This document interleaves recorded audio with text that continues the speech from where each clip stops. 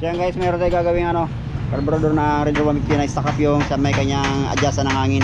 Yun, share ko sa inyo mga kabuknoy. Sa may mga ganyan problema, pwede nyo ako i-PM sa akin YouTube channel, pwede nyo ako i-text sa akin yung Facebook page. Ayan, PM nyo lang ako mga kabuknoy. Yun, para iwas gas na rin. Ito na yung problema ni boss sa kanyang Red 150 na dinala sa atin. Ayun, ayan, so stock up na rin, wala na yung pitan nya. So yun ang gagawin natin, ipupull out natin para iwas gas na rin mga kabuknoy. Kasi napakamahal itong carb. Ayan, so ito na yung repair kit na dala nila. Ayan yung pang Raider. Yun. So i-pull out ko muna yan sa kanyang adjustan ng hangin. Sa may mga ganang problema, pwede nyo ako PM para iwas gas na rin mga kabuknoy.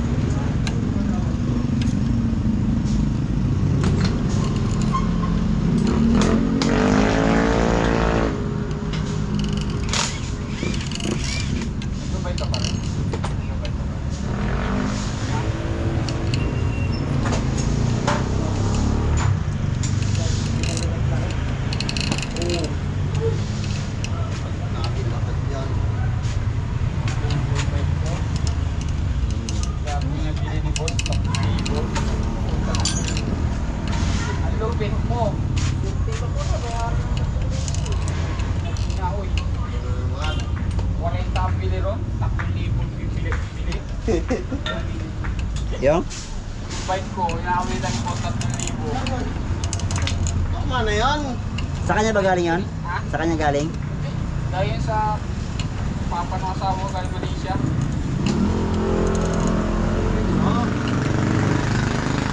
Bibit niya 3,000. Bike? Oo, road bike. Ito yung aw. Boy, yung kay barangay na lang.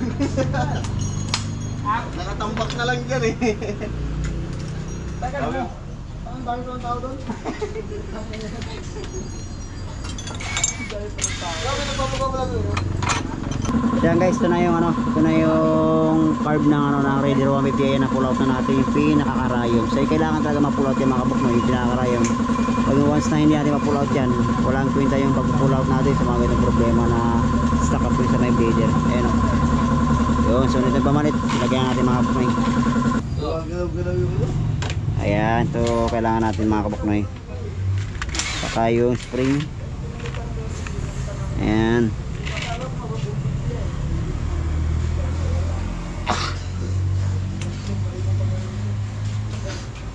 Yung primera niya, segunda na agad.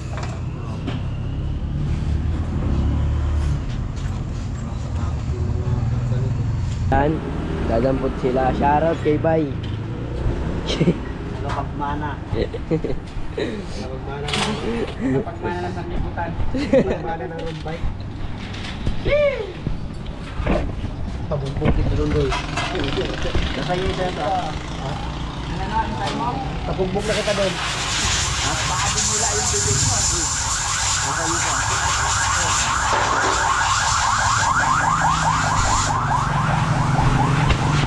Okay na bay, okay na bay? Okay bay, pati na yung bay. Okay na, Bay!